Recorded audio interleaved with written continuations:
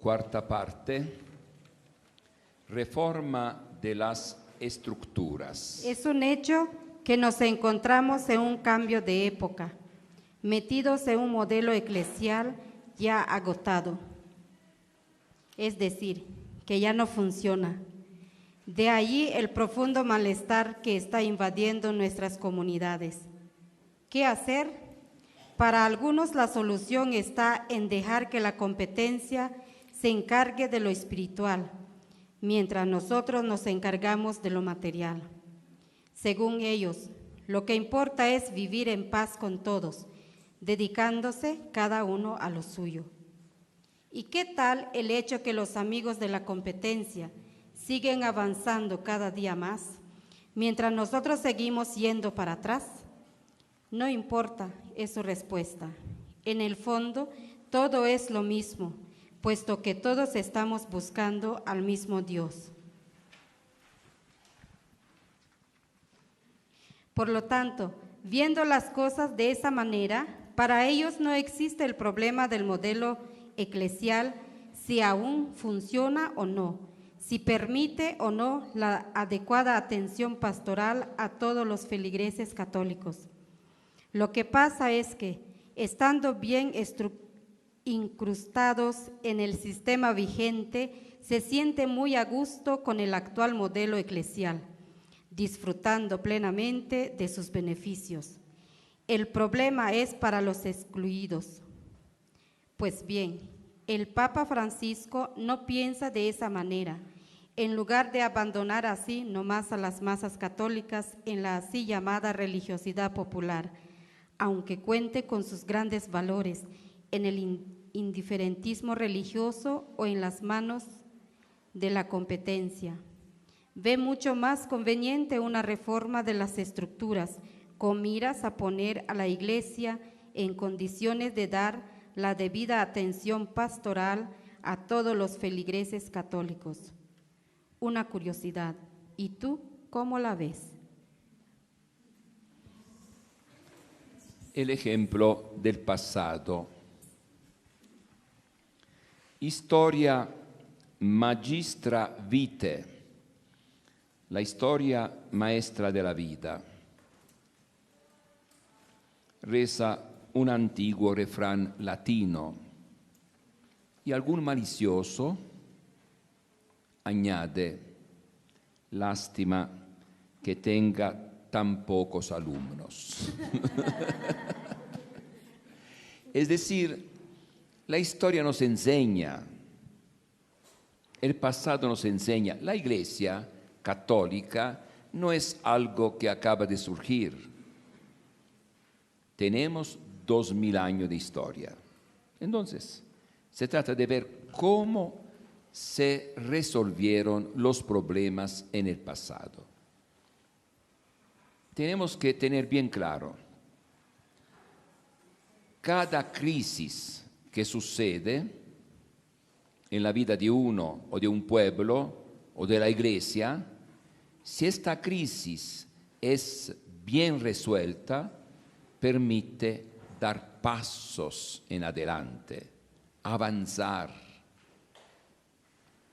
Hoy en día la Iglesia Católica está atorada, está en crisis, una profunda crisis. Una crisis epocal, no generacional. Siempre ha habido cierta diferencia entre los abuelitos y los nietos. Hoy no es así, es una crisis de las grandes crisis de la historia. Tenemos ahora una carga que viene de siglos, concilios, documentos, costumbres, lenguaje, el lenguaje teológico, filosófico. Por eso la gente dice, el padre tiene un lenguaje muy elevado. No es ninguna elevado. Es el lenguaje de otra época, nada más. Lenguaje que ahora no se usa. Sería como si uno hablara chino y tú no entiendes. Muy elevado. No es elevado. Es sencillamente que tú no entiendes, que es otra lengua. Entonces no basta hablar en español, problema es ciertos conceptos que uno no entiende, no se usan, no se manejan, no es un lenguaje que se usa ahora. Por eso el sacerdote es un hombre transculturado, quiere decir, no vive en su mundo. Va al seminario y lo toman y lo catapultan a 5 siglos, 8 siglos, 20 siglos de historia. Lo llevan para allá y se acostumbra ya a pensar de esta manera. Va a hacer un examen de filosofía. A veces hacen lo que se llama la síntesis teológica, filosófica. Son síntesis donde tienen que estudiar todo el mundo. Y entonces se acostumbra a usar aquel lenguaje, aquel pensamiento, aquella manera de expresarse. Y mañana regresa con su gente, con su mamá, con su hermana, y no puede expresarse, se expresa según lo que aprendió. Y la mamá no entiende, dice, sigue con el rosario, sigue con la devoción a San Caralambio. Es que San Caralambio, muy bueno, muy bueno. Sigue con San Caralambio. Sigue con la fiesta patrona. Sí. Yo me voy a encargar de los cohetes. Sí, los cohetes, muy bueno, muy bueno. También esto ayuda a salvarle el alma. El cohete, está bien. Porque ve que es difícil de entenderse. Son otros conceptos. Se aprendió la religión, la fe, con un lenguaje diferente, no el lenguaje actual. Bien, entonces un problema serio, pero si nosotros logramos superar esto y empezar a utilizar el lenguaje de hoy, la cultura de hoy, como el mismo Papa hace notar, entonces la Iglesia da un brinco en adelante. Ahora vemos la historia. Hechos de los Apóstoles, capítulo 6. ¿Qué dice allá?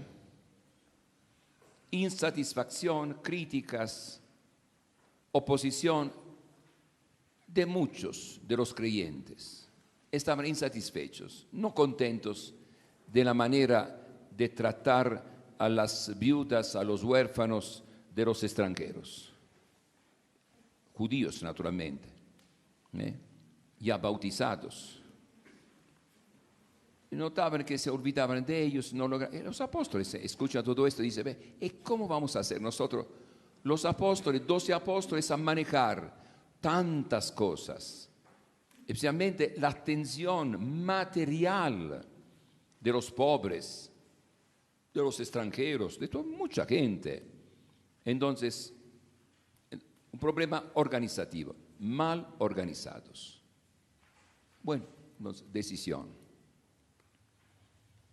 Escogen ustedes a 7 hombres llenos de fe, llenos del Espíritu Santo. Ellos se van a encargar de lo material. Todo el aspecto material, nosotros no nos vamos a encargar. Ellos, 7 personas, se encargan de esto. Naturalmente, cada quien después busca su equipo, busca su cosa para resolver. Nosotros nos vamos a dedicar a qué? A lo nuestro, específico para nosotros. Oración, predicación de la palabra de Dios, nada más. Entonces, se resuelve un problema de tipo organizativo. Aunque después, naturalmente, persecución, cosas, y vemos que estos, en lugar de encargarse de lo material, empiezan a predicar por aquí, por allá, está bien, pero se unió lo material a lo espiritual, también lo que puedan. Pero los apóstoles no. Oración, predicación de la palabra. Otro problema.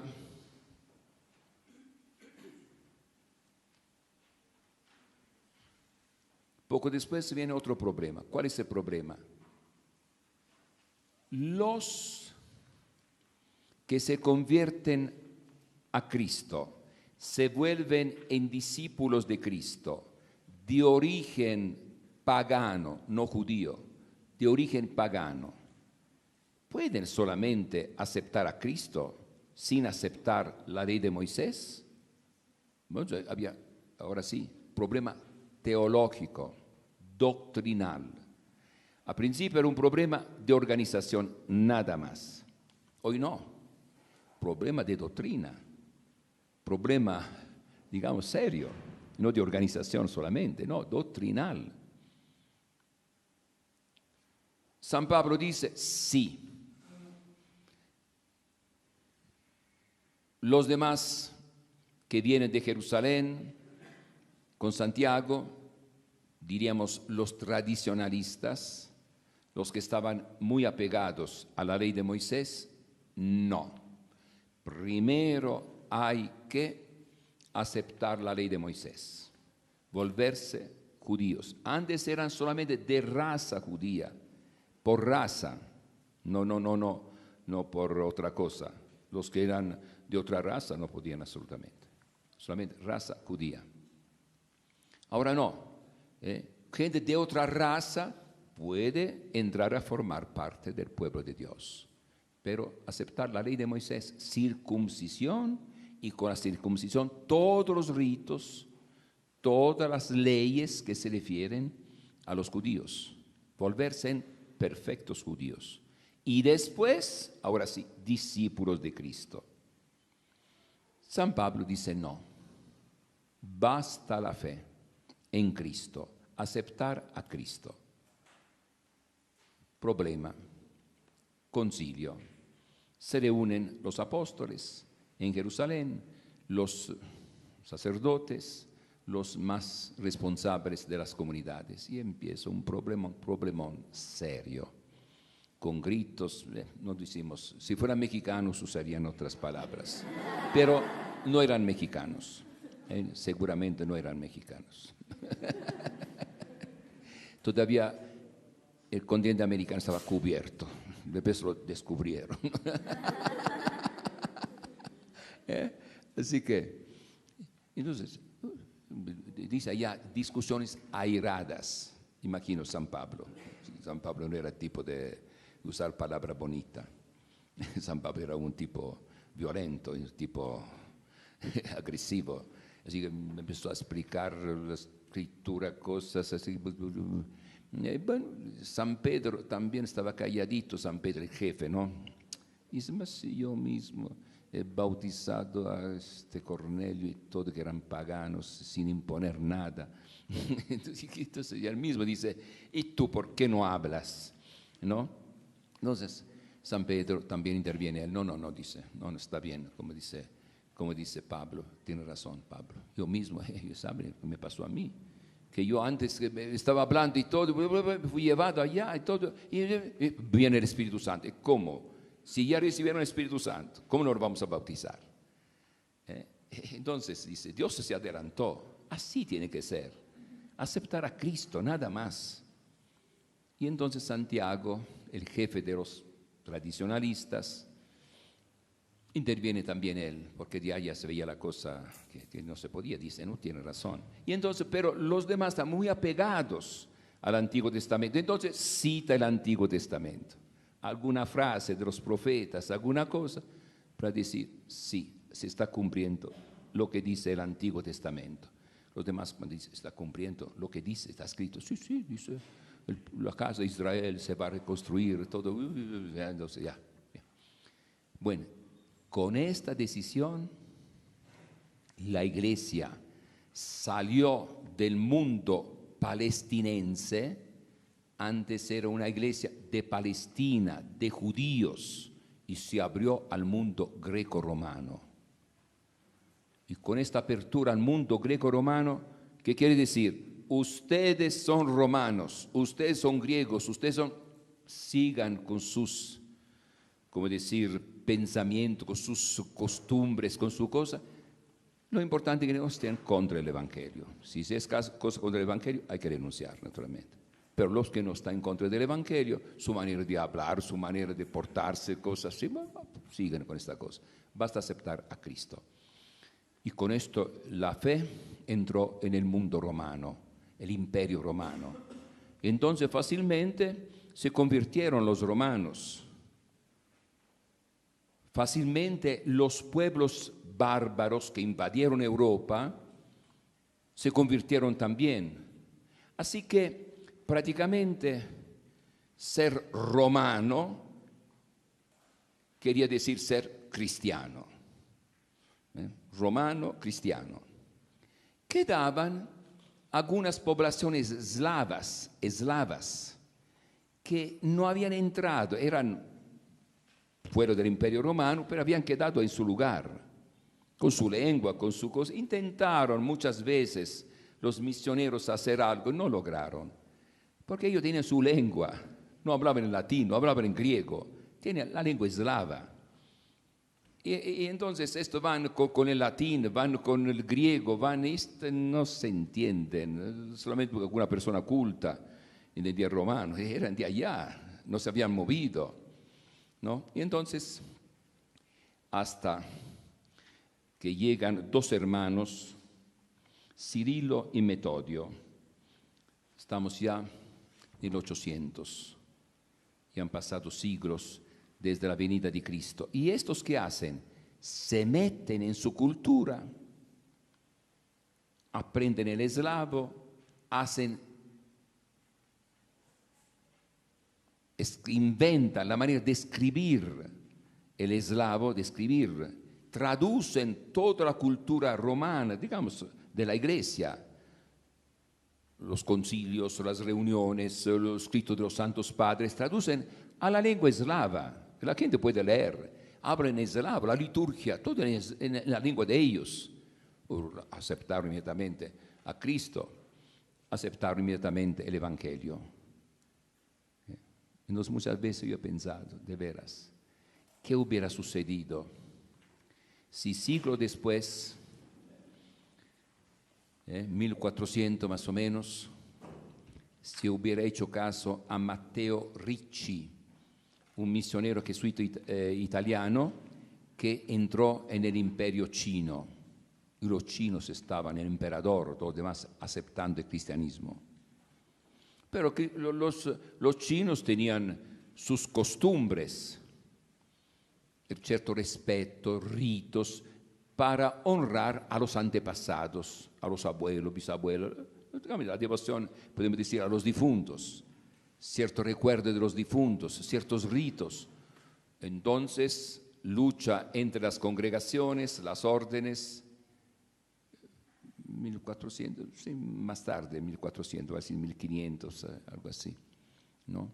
Entonces, problemas que hubo, digamos, no recuerdo bien de los detalles, si Matteo Ricci era jesuita, ahora, porque es jesuita, empezaron después, 1500. Era jesuita, entonces fue un poquito más tarde, ¿no? 1610, fue más tarde. Entonces, y él estaba logrando esto, pero la lucha después entre congregaciones, entre órdenes religiosas, ahí atacan.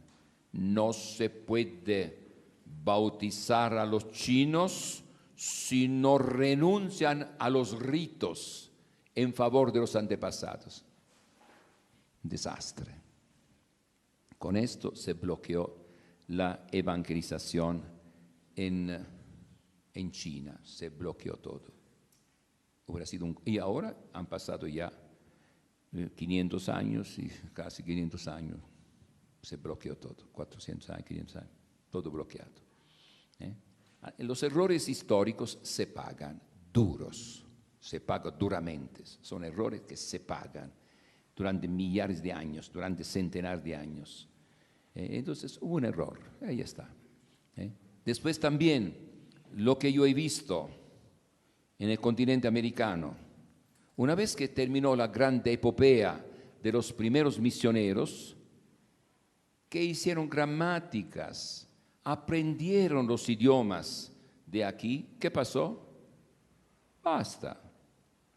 Los sacerdotes del lugar, segunda generación, tercera, sin saber la lengua de los indígenas, todo en español. Yo fui el primero, posiblemente el único, que hice los sacramentos, la misa en chinanteco. Donde estaba yo, la misa era en dialecto. Los sacramentos en la lengua de la gente. Cosa lógica. Mis compañeros de África, que trabajaban en África, en otros países, aprendieron la lengua de la gente, que van a hablar en italiano, van a hablar. Hablaban la lengua de la gente. Mientras no.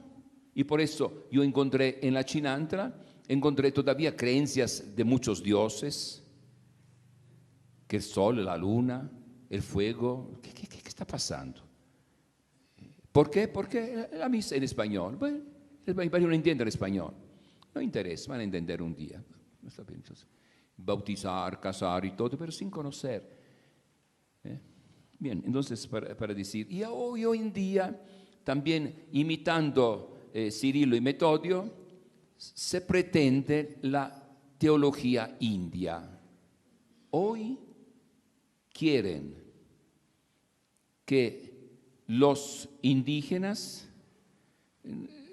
no solamente usar su lengua, que todavía, naturalmente, algunos sí conocen la lengua, son pocos, son de origen de allá, o algunos sí conocen la lengua, pero no, regresar a las antiguas religiones indígenas, pensando que las semillas del verbo, la cosa, y abandonar el cristianismo. Fracaso total. ¿Por qué fracaso total? Porque si acaso se quería evangelizar entrando en su cultura, todo un sistema particular para cada lengua, para cada uno, está bien, si acaso hubiera sido al principio, pero hoy en día son restos de las antiguas culturas indígenas. Hoy en día la gente ya está asimilándose con la escuela, con los medios de comunicación, a la cultura nacional, a la cultura global. Como decía uno de ustedes ayer, los mundiales, también los indígenas estaban siguiendo los mundiales. Tenían radio, tienen televisión. Así que están viendo quién gana, quién pierde, cosas. Ustedes ya saben que existe Brasil, saben. Nos vieron, y ahora regresar a esto, porque estoy siento como una venganza contra la Iglesia Católica que no apoyó una revolución total para establecer ciertos regímenes políticos, cosas. La Iglesia Católica no aceptó esto. Entonces ahora nosotros dejamos el catolicismo, vamos a las antiguas religiones. Bueno, ya pasó el tiempo. Y aunque fuera solamente, no sin dejar el cristianismo, pero vivir según sus cosas especiales y todo, han perdido ya. Muchas culturas indígenas no tienen idea de lo que fue al principio cuando estaba el esplendor de su cultura. Ahora ya son restos prácticamente. Aunque muchos hablan dialecto y todo, pero no es esto solamente la cultura, no es solamente lengua, son costumbres, son ideas. Muchos ya hablan inglés, no el español, el inglés, porque son hijos de indígenas que hablan la lengua y todo, que están en Estados Unidos, allá aprendieron el inglés, el español no lo conocen. Lo conocen un poquito como hablan los papás. Si hablan un poquito el español, hablan un poquito de dialecto de su tierra, nada más. ¿No? Y entonces en esta cultura regresar, entonces cuando uno sale de allá, que va a trabajar en otra parte, ¿qué va a entender del cristianismo? ¿Qué cosa va a entender si ya regresó a sus antiguas costumbres? Así que para mí está fuera de onda todo esto. Se trata de ideas que no tienen nada que ver. Al contrario, lo que había que hacer hoy en día es preocuparse para que los indígenas, a donde lleguen, tengan un apoyo de alguien que conoce su cultura y todo. Y estuve hace algunos años en Culiacán, estuve en alguna parte donde había muchos de Oaxaca. Me decía un señor, yo tengo, trabajando en mi tierra, en mi campo y todo, 200 de Oaxaca. Ojalá que viniera alguien, un sacerdote, un catequista de Oaxaca. Conoce su lengua, conoce sus cosas, sus costumbres, yo le pagaría, ¿no? Pero nadie de allá, todos discutiendo, los pobres, regresar a las antiguas costumbres, no hace cosa sencilla, tomar el camión e ir a Culiacán, sencillamente, apoyar a esta gente que se integre en esta nueva sociedad. Están pensando que van a regresar y mientras están luchando para esto, la gente escapa a Estados Unidos. Y muchos vienen a México y se quedan en México, sin hablar de los que se quedan en México. Yo conozco mucha gente que se ha quedado en México, viven en México. De un paso más, de situaciones de conflicto y todo, pasan aquí a este lado y ya se sienten mejor. Dan un paso más. Si no llegan a Estados Unidos, por lo menos llegan a México y se quedan. Y se siente que están mejor. Bien. Después la iglesia con el tiempo ha ido metiéndose en distintas culturas cuando hubo el problema del continente americano, continente africano, asiático, y según donde llegaron los misioneros, trataron de, cada quien según su apertura, su inteligencia, de implantar la fe católica. Muy bien, ahora en el momento presente, hoy en día, dice el Papa, necesitamos reestructurar la fe, las costumbres, el sistema, teniendo presente la situación actual. Necesitamos nuevas estructuras pastorales para atender al pueblo de Dios. Criterios. Número 1, favorecer la vivencia de la fe. Así que los cambios que hoy se necesitan están en la línea de que se pueda realmente, digamos, ayudar a vivir mejor la fe. Los que tienen el documento, allá, página número 26. Hay estructuras eclesiales que pueden llegar a condicionar un dinamismo evangelizador. Igualmente, las buenas estructuras sirven cuando hay una vida que las anima, las sostiene y las juzga. Facilitar la misión. Las nuevas estructuras que hay que implantar tienen que facilitar la misión al interior de la iglesia y fuera de la iglesia. Número 27. La reforma de estructuras que exige la conversión pastoral solo puede entenderse en este sentido: procurar que todas ellas se vuelvan más misioneras, que la pastoral ordinaria en todas sus instancias sea más expansiva y abierta. Discernimiento comunitario. ¿Cómo lograr nuevas estructuras? No basta que uno se le ocurra una idea, otra idea, no, tiene que haber un discernimiento comunitario, siempre bajo la guía de los pastores, que son los obispos, sacerdotes, diáconos, los que guían al pueblo de Dios. Número 33. Invito a todos a ser audaces y creativos en esta tarea de repensar los objetivos, las estructuras, el estilo y los métodos evangelizadores de las propias comunidades. Libertad de los hijos de Dios. Lo que está claro para los que de veras están metidos en esto, que piensan, hay que recordar que las obligaciones, los preceptos que se encuentran en la Biblia, que vienen de Jesús, son poquísimos. Y nos hay que darse cuenta de cuáles son, qué es lo que dice Jesús, qué es lo que enseñaron los apóstoles. No hay que inventar tantas otras cosas. Pecado mortal si cuando muere uno no le ponen alrededor 7 veladoras. Y si son 6, no, 6, no. Confunden costumbres, ideas de algún despistado con lo que dice Jesús, lo que dice ser católico. Confusión. No es que hay que inventar cosas, hay que aumentar cosas. Número 43.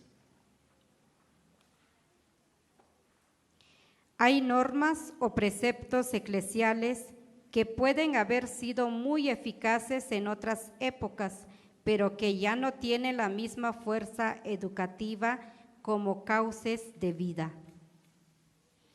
Me pregunto, ¿qué pensará el Papa Francisco de las comunidades donde se maneja el más exasperado autoritarismo, llegándose hasta la amenaza de excomunión en contra de los que no están de acuerdo con cierta manera de actuar de sus pastores, muchas veces poco conformes con el Evangelio, como son las fiestas religiosas o la recepción de los sacramentos al estilo pagano, con baile borrachera? hay lugares donde alguien se rehúsa participar en fiestas paganas. Tú te vas a encargar, a ver, ¿usted qué son? Ah, este movimiento, ustedes se encargan de la cerveza, ustedes se encargan de los bailes, ¿qué está pasando? Y algunos dicen, no, yo no acepto. Entonces es comunión, vamos a quitar el salón, no pueden reunirse en la iglesia, no hay sacramento para ustedes. Obligarlos a vivir paganamente, a organizar el baile. Di a tus hijos, a tus papás, a todos que vengan al baile porque es necesario el baile para sacar dinero, que tienen que emborracharse porque emborrachándose se vende más cerveza. ¿Qué está pasando aquí? Aceptar obligaciones contrarias al Evangelio. ¿Cómo? Pero ni modo, esta es la realidad. Y por eso nosotros tenemos que estar alerta. Claro que haciendo esto vamos a tener muchos enemigos. El Papa mismo, con la idea de reformar las estructuras, ya tiene enemigos ya al interior de la iglesia. Hay gente que no está de acuerdo. Hay gente que está a gusto con estas estructuras. Vive bien. Mientras el Papa quiere, que se viva el cristianismo, que se viva el Evangelio, que se viva el reino de Dios, pero no aprovecharse de la gente, no dominar la gente así nomás. En concreto, dos aspectos se manejan como orientación general. Número uno, tiene que cambiar el lenguaje. El lenguaje. Número 41.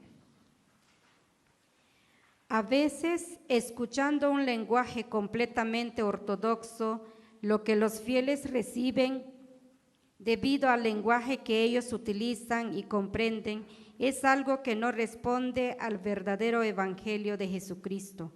Con la santa intención de comunicarles la verdad sobre Dios y sobre el ser humano, en algunas ocasiones les damos un falso Dios o un ideal humano que no es verdaderamente cristiano.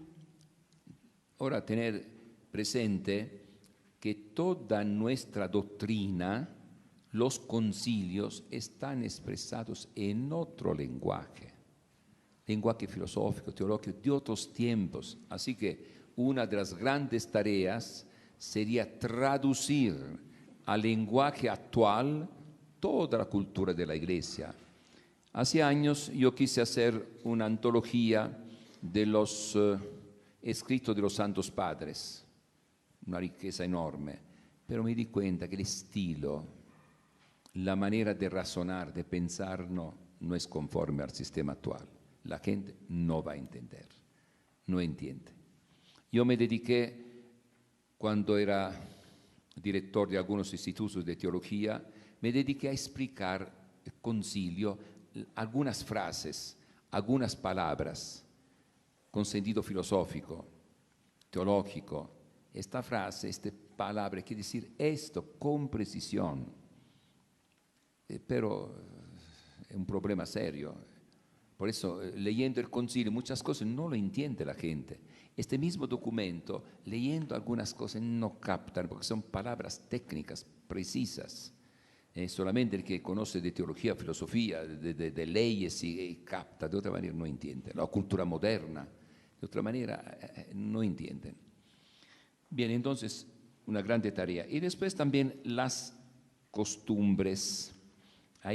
Cuando hablamos de costumbres, no hablamos solamente de fiestas patronales, no. Costumbre quiere decir normas, preceptos que no vienen del Evangelio, sino que surgieron a lo largo de los siglos y que hoy nos sirven ya. Entonces hay que, digamos, que hacer cambios profundos en esto. De otra manera se cumple lo que dice Jesús: ustedes, para guardar la tradición de sus mayores, costumbres, enseñanzas, cosas que no son la palabra de Dios, son tradiciones, son cosas que los mayores dijeron, han descuidado la ley de Dios. Mateo 7:13. También nosotros tenemos este riesgo. Estamos guardando ciertas leyes, ciertas normas, ciertas costumbres, sí, pero descuidando la ley de Dios. Número 43.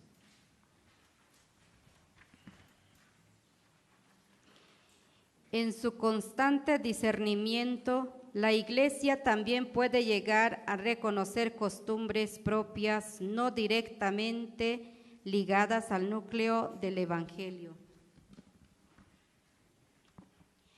Algunas muy arraigadas a lo largo de la historia, que hoy ya no son interpretadas de la misma manera y cuyo mensaje no suele ser percibido adecuadamente.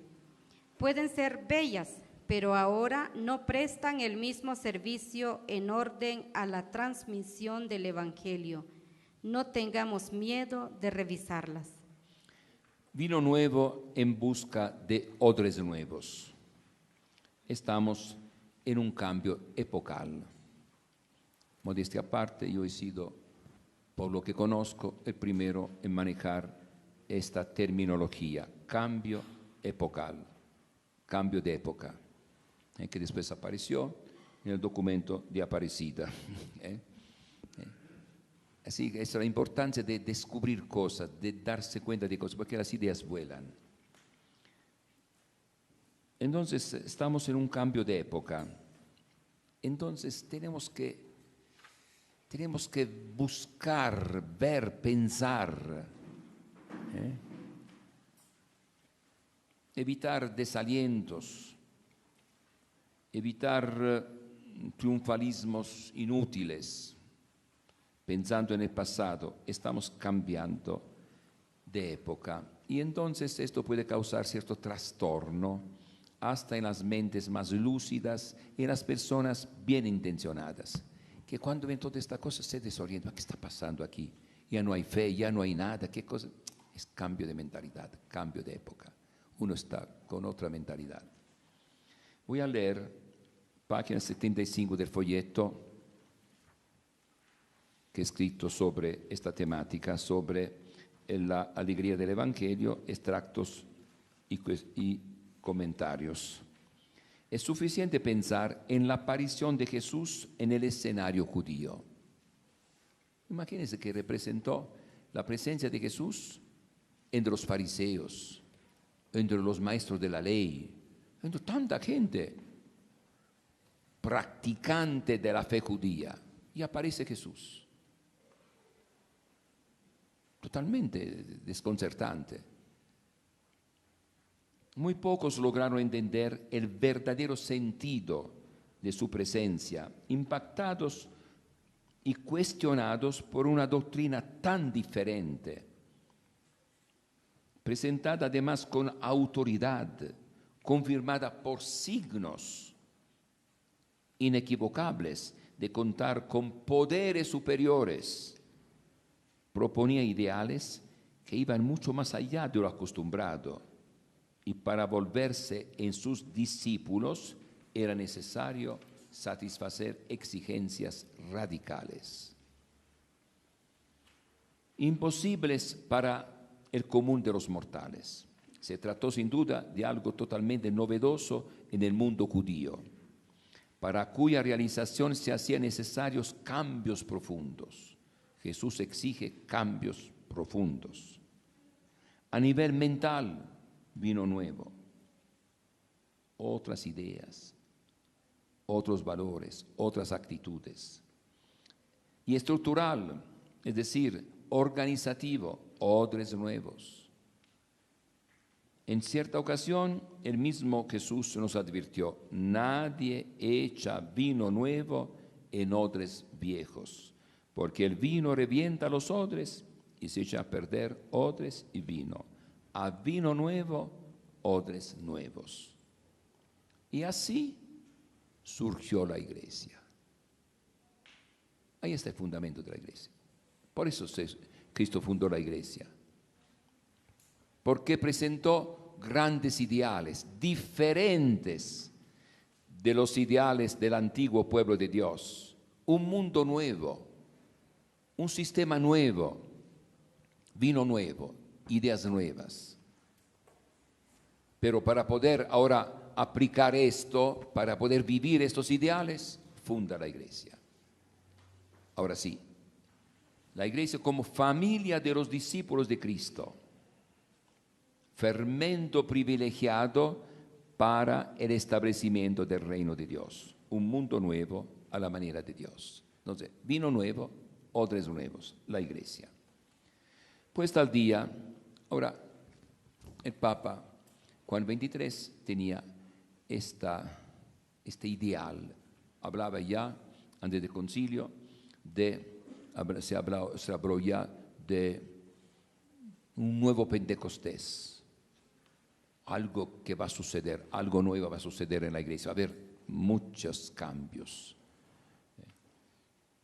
Pero para poder vivir estos cambios, esta presencia del Espíritu en este mundo actual, se necesitan naturalmente cambios, puesta al día, odres nuevos. Ahora, la grande crisis actual, ¿en qué consiste?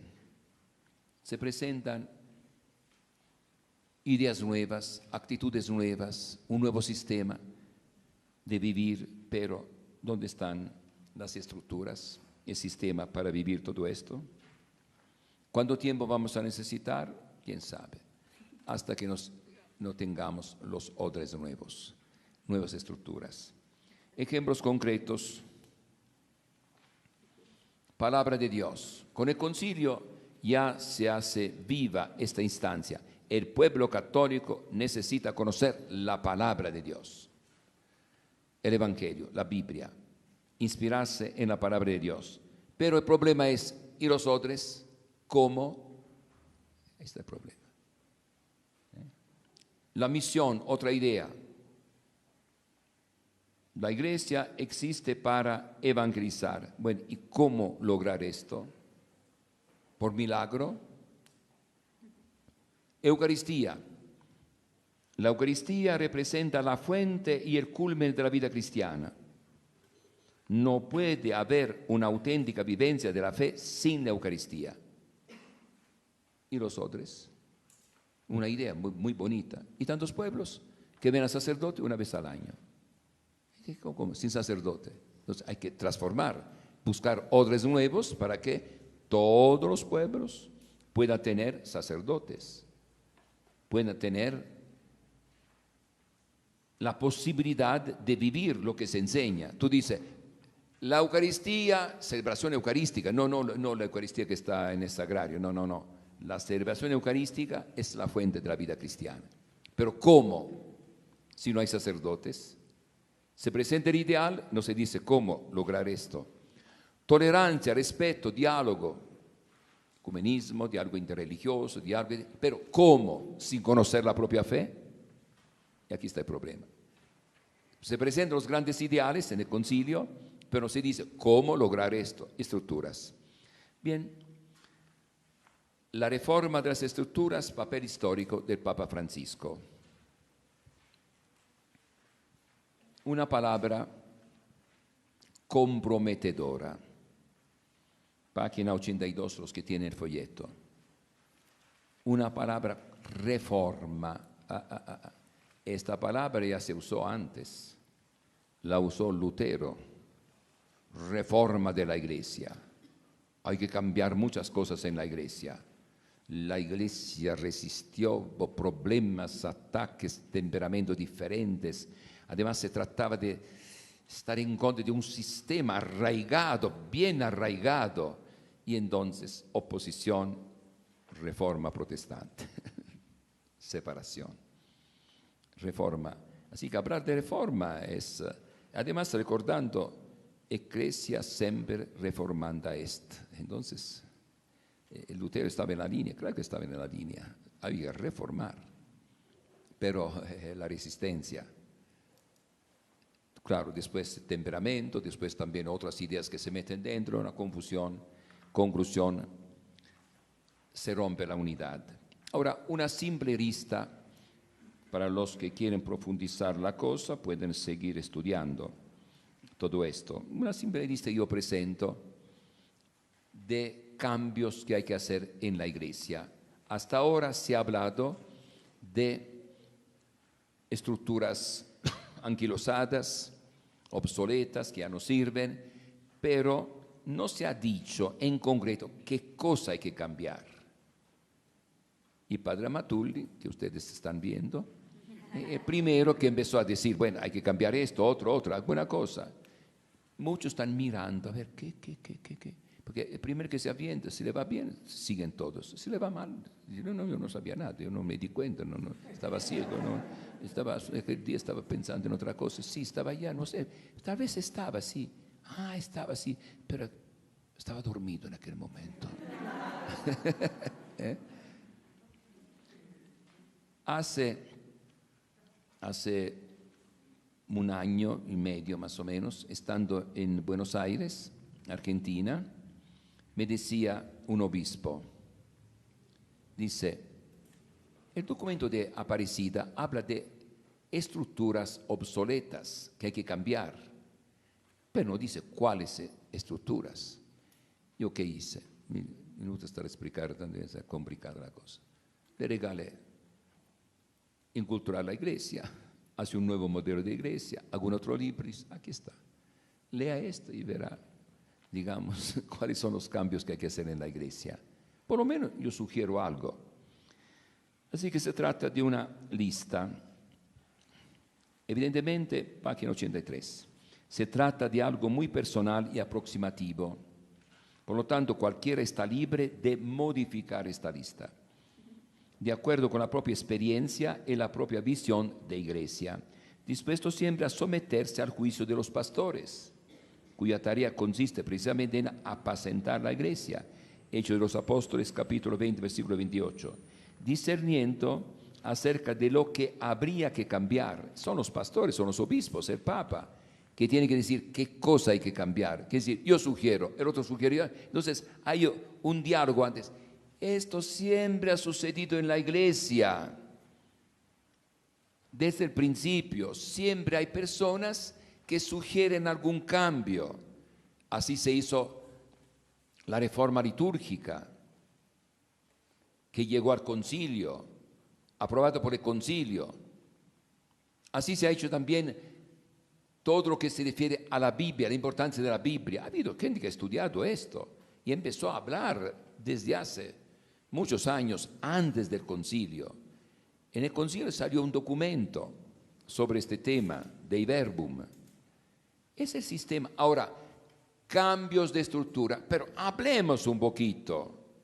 ¿Cuáles son los cambios que tiene que haber? Empezar a discutir primero entre catequistas, entre sacerdotes, entre obispos, entre teólogos, religiosas. Hablemos. Y hablando después, ya se van aclarando las ideas. Y después, claro, los que van a decidir son los obispos. Porque si los obispos, yo decía en un libro, dice, ¿y qué tal? ¿Qué piensa usted? ¿Sería bueno un concilio ecuménico? No sirve para nada. Si se hace un concilio ecuménico sin haber discutido los temas antes, llegan allá y sigue como antes. No, tiene que saber cuáles son los cambios que hay que hacer. Tener idea, una cierta ilustración. No vayamos a pensar que el Espíritu Santo va a intervenir personalmente con un número telefónico, una línea telefónica que cada obispo. No es así. Entonces tiene que haber una discusión antes. Entonces los obispos después van a decir qué cosa hay que cambiar, cuánto hay que hacer los cambios, teniendo siempre la naturaleza de la iglesia. Ahora, cambios que hay que hacer. Número uno que yo sugiero: reestructuración general del ministerio ordenado. Para ser diácono, sacerdote, obispo y todo, hay que reestructurar todo desde el inicio. Está el libro de Cambiar o Morir. Bueno, muchos prefieren morir y mueran, ¿cuál es el problema? Libertad, su problema. Ahora hay que entender que ser presbítero, diácono, obispo no es un premio, un privilegio, no, es un servicio para la iglesia. Entonces, aquí necesitamos un obispo, hay que meter un obispo. Allá necesitamos un sacerdote, hay que meter un sacerdote. El mejor que hay, el que puede mejor, es un servicio. De otra manera la gente se muere sin los auxilios. Nadie guía, nadie orienta. Entonces tiene que haber, digamos, personas encargadas de esto. Pero no estudiar de teología, filosofía, y metemos condiciones ya. Condiciones según el lugar, no igual para todos. Seminarios. El Papa actual ha dicho que ser sacerdote es ser pastor de almas, no filósofo, teólogos, no, pastor de almas. Entonces, hay que cambiar el sistema de los seminarios. Pronto, se puede hacer desde ahora para formar a pastor de almas. Que uno mañana se recibe y ya se ordena sacerdote con 3, 4 licenciaturas. ¿Y qué me sirve estas licenciaturas? Si no habla con la gente, si no sabe relacionarse, si no se preocupa por los más pobres. Sí, pero es licenciado, pero tiene títulos. No me sirven estos títulos. Yo quiero saber si es pastor de almas, huele a oveja, o si no huele a oveja, mejor que se vaya con, estaba diciendo bueyes también. Vaya a otro lado, digamos. No. Ministerios laicales. Se habla mucho de ministerios. Los laicos tienen derecho a dar un servicio a la iglesia. Entonces, déjalo dar un servicio. No, yo mando, yo digo, y está bien, control. Pero tiene que haber ministerios laicales ya con cierta, digamos, normas jurídicas para que no estén a disposición, digamos, del presbítero que hace a su modo, se aprovecha, hace lo que quiere, dice cuándo sí, cuándo no, cómo. No. Tiene que haber respeto de la persona, de la dignidad de la persona. Es un servicio que se está dando a la iglesia. Hay que respetar la persona. Primacía de la palabra de Dios en todo el quehacer eclesial. Faltaría más. Pero ¿cómo lograr esto? Tiene que establecer normas para que realmente la palabra de Dios esté a la base de la vida de la iglesia. Separar el culto de la economía. Culto de la economía. Ahora no, yo bautizo tanto. ¿Qué pasó? Esto está totalmente... ¿Y cómo van a mantener esos sacerdotes? Busquen otra forma. En este aspecto, por ejemplo, hablamos mucho de ecumenismo, pero los que no son católicos, los grupos que llamamos sectas, nuevos movimientos religiosos, nuevas organizaciones religiosas, ellos nos dan el ejemplo de cómo se puede vivir sin depender de los sacramentos. No es que ellos dicen, ¿cuándo se van a bautizar? Cada quien me va a dar $10,000, $10,000 pesos, porque no se bautiza cada día. Y muchos pastores tienen 15, 20, 40 personas, nada más. No, ellos pueden vivir con otros métodos. Entonces, no unir la economía con el culto.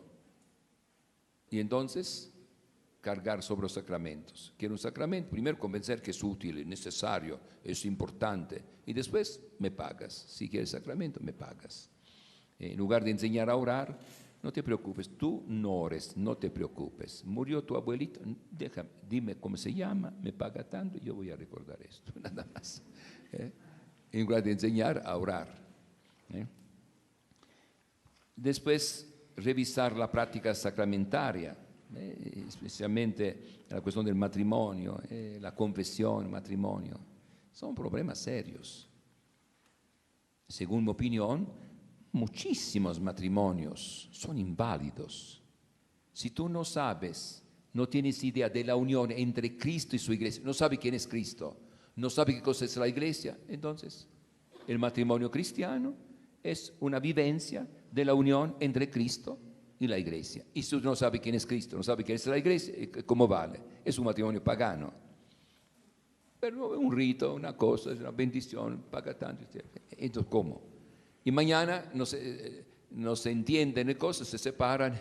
No, pero yo está casado por la iglesia por toda la vida. Hay que revisar todo esto. Pero el próximo encuentro de los obispos, sínodo de los obispos, va a tratar este tema, precisamente. Y después también la cuestión de la confesión, como se está haciendo ahora, es problemática. Hay que cambiar distintas cosas en la misma confesión. Bien, favorecer una sana competencia al interior de la iglesia. No que uno es dueño de su parroquia, es como una hacienda, como una finca, como una parcela, que uno trata de explotar lo mejor que pueda y atender hasta donde pueda. No es así. Entonces, ojalá que hubiera una sana competencia, parroquias personales. ¿Tú estás en contra de la renovación? Está bien. Un sacerdote, párroco de la renovación, que abarca distintas parroquias. Ahora sí, vamos a ver. tu gente que tú formas a tu modo, vamos a ver el resultado. ¿Eh? Y cuando llega la fiesta patronal, el mismo cura está delante, borrachos todos. ¿Qué está pasando aquí? Este es el catolicismo que tú quieres. Y los demás orando, no, pero se desmayan. Tiene su exageración, pero más o menos saben orar, leen la Biblia, algo hacen. ¿Cómo van a progresar si el pastor no los cuida, no nos orienta, se está en contra? Claro que personales. Otro punto que hay que cambiar, no al texto único en la catequesis, porque esto es de por sí un error, de por sí, porque la cultura del pueblo es diferente. Una cosa es la ciudad, ciertos elementos de la ciudad, cierta sociedad, cierto tipo de ciudadanos de la ciudad, gente de la ciudad. Otra cosa es el campo, otra cosa es la cultura indígena. Y entonces, el mismo texto. Y después otra cosa, con el texto único viene el problema económico. Se hacen millares de ejemplares, se vende con un cierto precio, y los que hacen esto son los consentidos, ¿no? Los que pueden explotar la mina. Y los demás que se frieguen, entienden o no entienden, captan o no captan, no interesa. Mientras no, en una sociedad bien organizada tiene que haber valores, contenidos específicos. Estos son los contenidos, son las actitudes, los valores que hay que promover. Vamos a ver, el párroco, el catequista, los padres de familia van a decir qué texto les conviene más. Y entonces hay una sana competencia, más gente se dedica a estudiar, a ver cómo se puede hacer para ser más fieles a la palabra de Dios y todo esto. Defensa de los derechos humanos. Bien, en la sociedad están las comisiones de derechos humanos, en la iglesia no existe.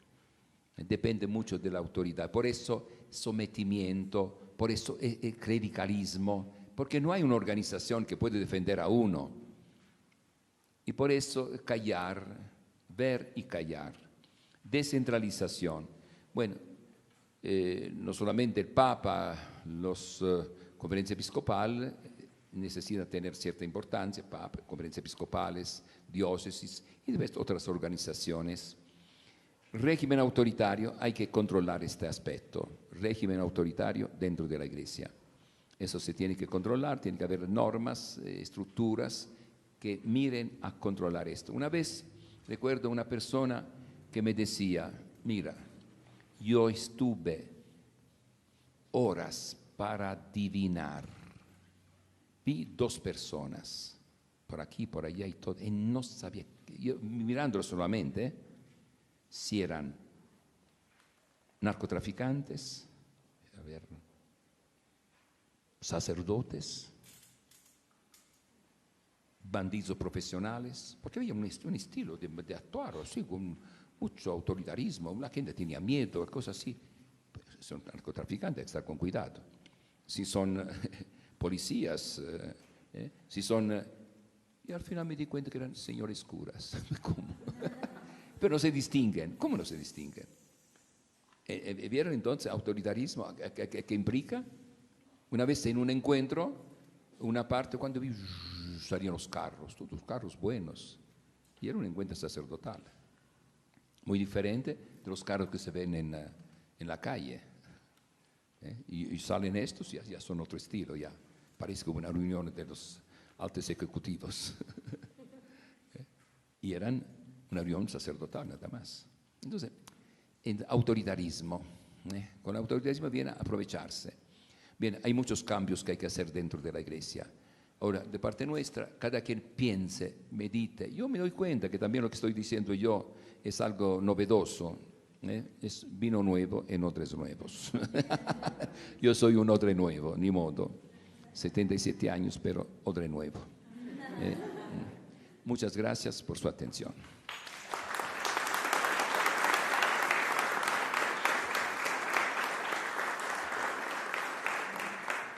Como pueden ver, hemos llegado a la cuarta parte de nuestro libro, La alegría del Evangelio, extractos y comentarios.